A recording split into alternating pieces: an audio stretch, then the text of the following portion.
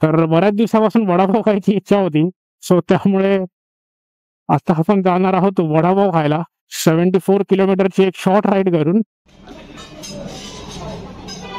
मजबूत गर्दी आहे मित्रांनो, पाहू शकता.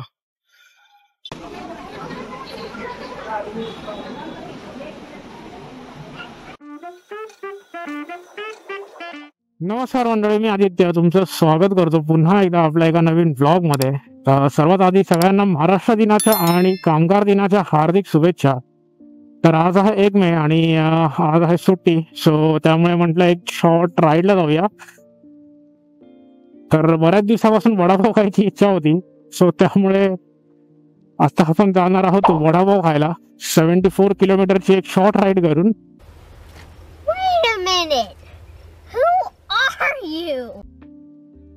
तर आपण जाणार आहोत कर्जतला आणि आता आपण निघालेलो आहोत घरातून आणि आता आपण आहोत सध्या पनवेल महामार्गावरती. तर दुपारचे 11 वाजलेत आणि प्रचंड ऊन आहे. तर कर्जतचा एक फेमस वडापाव आहे, बऱ्याच लोकांना माहीत असेल. नाव काहीतरी विसरलो मी आता नाव, जो नेरळ माथेरान रोडवरती आहे. तर त्यासाठी आपण जाणार आहोत. तर बऱ्याच वर्षापूर्वी मी गेलो होतो कर्जतला, तेव्हा मी तो खाल्ला होता. सो म्हटलं बऱ्याच दिवसापासून वडापाव खायची इच्छा पण आहे. तर म्हटलं चला आज जाऊन येऊ आपण, एक शॉर्ट राईड पण होईल.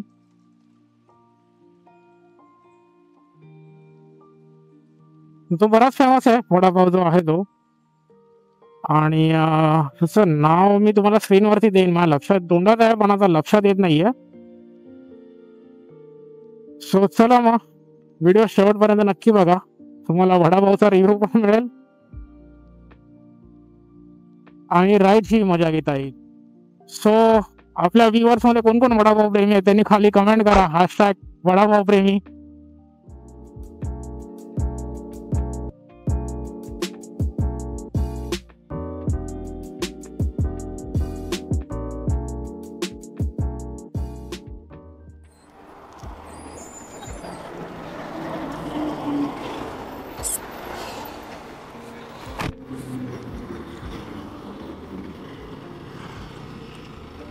तर मित्रांनो आता आपण आलेलो आहोत कर्जत फाट्याच्या इथे आणि हा आहे मुंबई पुणे रोड ओल्डवाला. आणि इथून आपल्याला लेफ्ट घ्यायचं आहे कर्जतला जाण्यासाठी. सो याला कर्जत फाटा बोलतात. सो इथून लेफ्ट घेऊन आपण कर्जतला जातो. सो आता इथून अजून अर्धा तास आहे आपल्याला तिथे पोहोचण्यासाठी.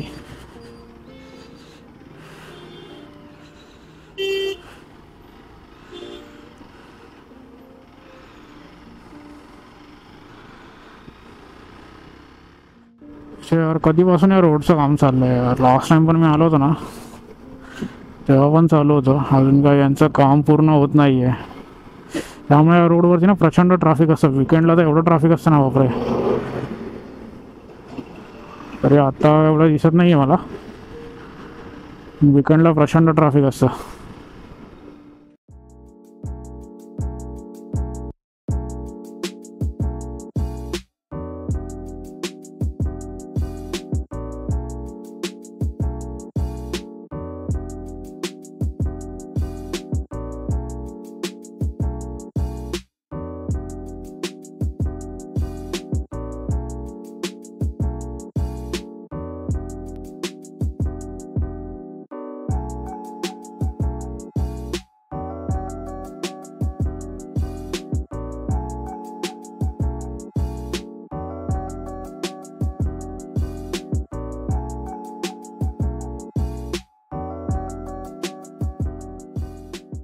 तर मित्रांनो आता आपण लेफ्ट मारून आतमध्ये आलेलो आहोत. हा काहीतरी नेरळ राहतो हा रोड, कर्जत नेरळ रोडवरती आपण आलेलो आहोत. हा प्रचंड ऊन आहे. आता बस वडापावाला चालू असला पाहिजे,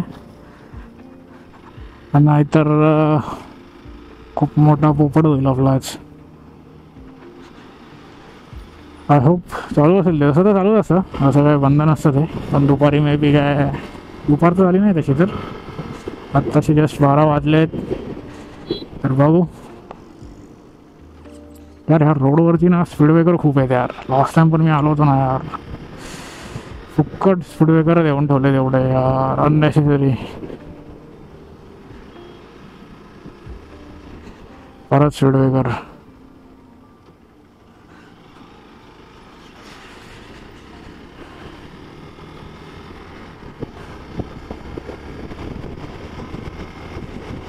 एवढा घाम आलाय ना मला आतमध्ये, सिरियसली यार मरायचं ऊन लागतंय आज. खाली रेल्वे लाईन पाहू शकता. आय थिंक कर्जत स्टेशनवरून ती रेल्वे लाईन मे बी. आणि हे बैलगाडा शर्यत, बैल घेऊन चालेल बैल.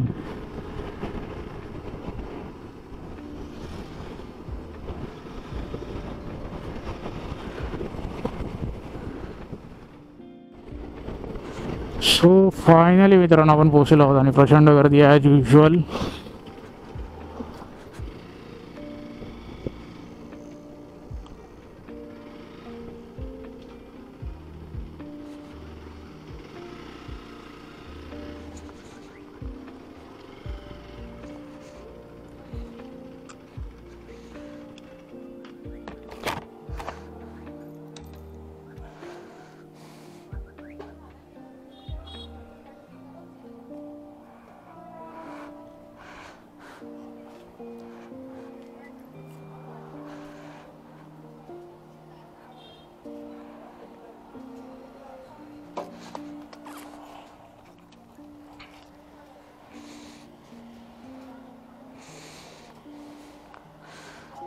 प्रचंड गर्दी आहे मित्रांनो आज.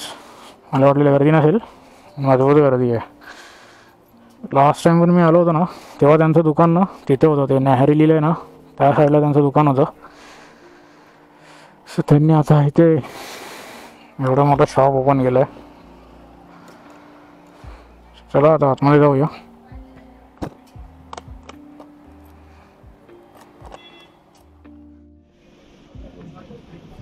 मजबूत गर्दी आहे मित्रांनो, पाहू शकता. सो थोडा वेट करावा लागेल. रोज अशीच गर्दी होती, लास्ट टाइम पण अशीच गर्दी होती.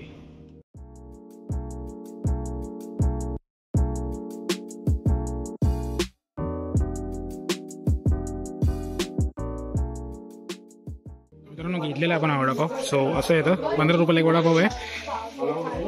सो एक सुकी चटणी देतात आणि वडे आणि पाव साईडला असतो. सो आता आपण खाऊया. खाऊन तुम्हाला मी भेटतो. आता मित्रांनो 2 वडापाव खाऊन झालेले आहेत माझे, नाही म्हटले तरी मी 2 वडापाव इथे खाल्लेत. तर आता इथून निघणार आहे. तर इथे जे वडापाव चांगले असतात, मी तुम्हाला नक्की सजेस्ट करेन की तुम्ही आलात तर इथे नक्की खा. सो इथे मागे आहे तो कर्जत माथेरान कर्जत नेऱ्या रोड आहे, तर त्या रोडवरतीच हे वडापाववाले आहेत. त्यांचं नाव आहे हडप वडापाववाले. आणि ते तसं ना फ्रेशच वडापाव देतात, म्हणजे गरम गरम वडेच काढतात. सो तुम्ही नक्की इथे ट्राय करू शकता. मला तर खूप आवडलं. हे तर मी 3rd टाइम आलो आता. सो आता इथून निघत आहोत आणि इथून आपण जाणार आहोत गगनगी महाराजांच्या आश्रमामध्ये. सो तेही मी तुम्हाला दाखवतो आज. सो आज पूर्ण दिवस बाहेरच असेल मी. सो चला मग भेटू आता डायरेक्ट गाडीवर. मित्रांनो पहिलं त्यांचं दुकान इथे होतं आणि नंतर मग त्यांनी हे इथे शिफ्ट केले. सो तुम्ही पाहू शकता. सो आता आपण निघत आहोत गगनगिरी महाराजांच्या आश्रमात जाण्यासाठी.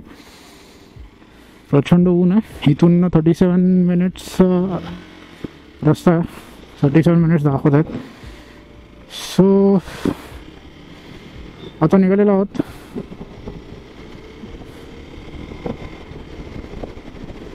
तो वडापाव छान होता. गर्दी होती प्रचंड, पण जास्त तिथे शूट नाही केलं मी. पण वडापाव छान असतो होता आणि मला त्यांचा वडापाव पहिल्यापासूनच आवडतो. आणि ते फ्रेश वडापाव देतात, म्हणजे ते असे काढून ठेवत नाहीत. जशी जशी माणसं येतील तसं तसं तेवढे ते मोजकेच एक 30-40 वडे काढतात. त्यामुळे वडापाव फ्रेश असतो आणि चांगलं गरम गरमच असतो. कधी पण या, कधी आलात तरी ते नक्की भेट द्या. आता आपण जाणार आहोत आश्रमामध्ये. ते गगनगिरी महाराजांचा मठ आहे तिथे. तर मित्रांनो खोपोली शहरामध्ये आलेला होता आपण. इथून अजून 10 मिनिटं दाखवत आहे महाराजांचं आश्रम. जबरदस्त ऊन आहे यार. नेक्स्ट टाइम ना कधी दुपारी निघणार नाही मी यार. जबरदस्त बेकार ऊन आहे. गाडी एवढी तापली आहे ना, पायाला वाफा मारतात माझ्या खाली. बेकार तापली आहे यार. इथं सकाळी लवकर निघायचं किंवा 3-4 नंतर निघालेलं परवडतं. आता एवढं बेकार ऊन आहे ना. 1-1:30 वाजलेत. सूर्य डोक्यावरच आहे.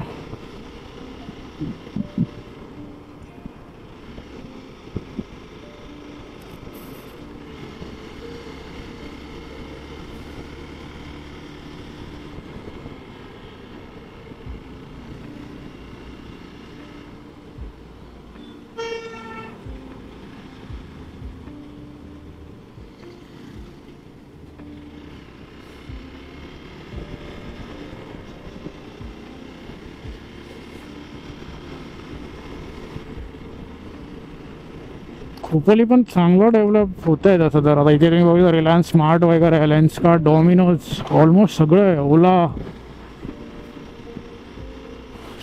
हे पण प्रॉपर डेव्हलप्ड आहे.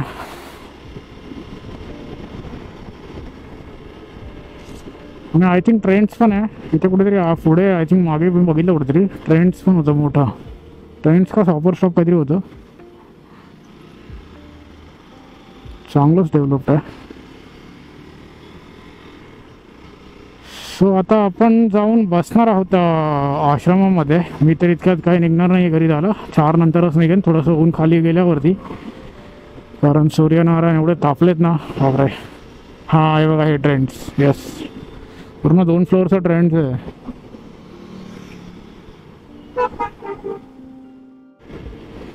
फर्स्ट क्रायचं पण स्टोर आहे बापरे. Factory outlet.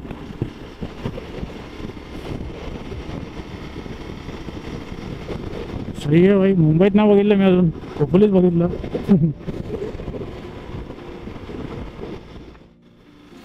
सो तिथे समोर स्मार्ट दिसतोय.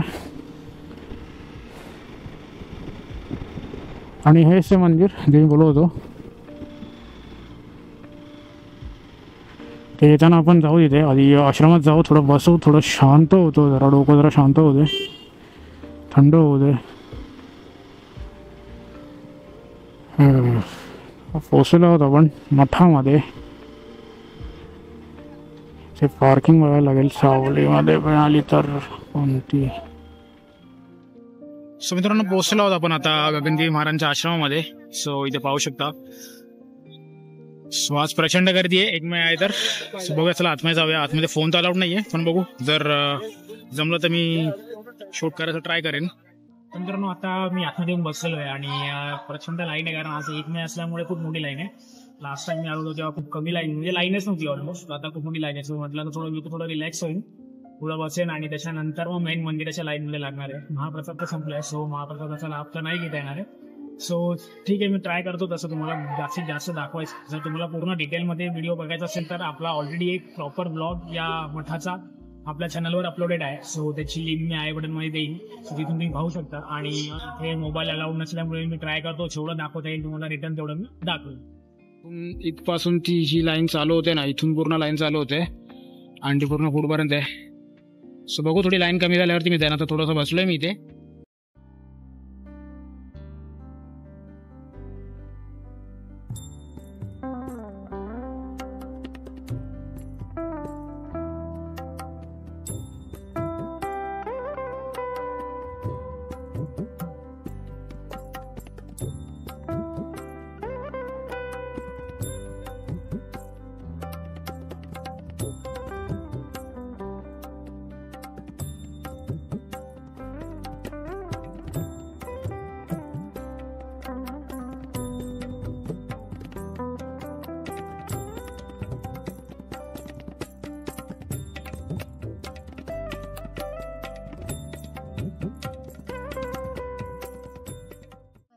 आता मित्रांनो गगनगिरी महाराजांच्या मठाचं दर्शन घेऊन झाल्यानंतर आता आपण आलेलो आहोत वीरेश्वर महादेवांचं मंदिराचं दर्शन घेण्यासाठी.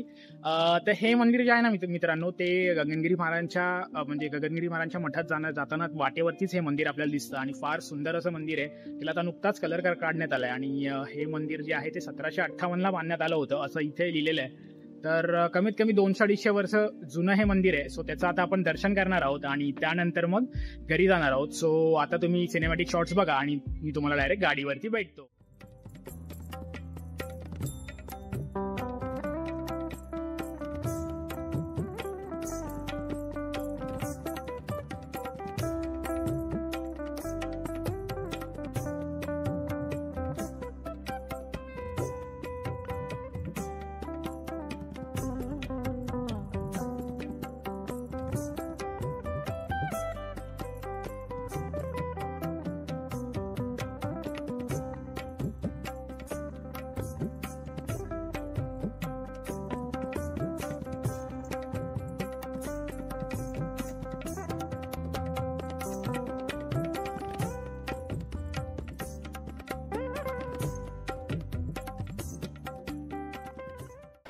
सो मित्रांनो निघालेलो आहोत आपण आता घरी जाण्यासाठी.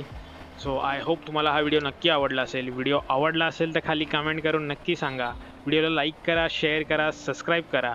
भेटू आपण नेक्स्ट व्लॉगमध्ये. तोपर्यंत स्वतःची काळजी घ्या. राईड सेफ आणि जय श्रीराम.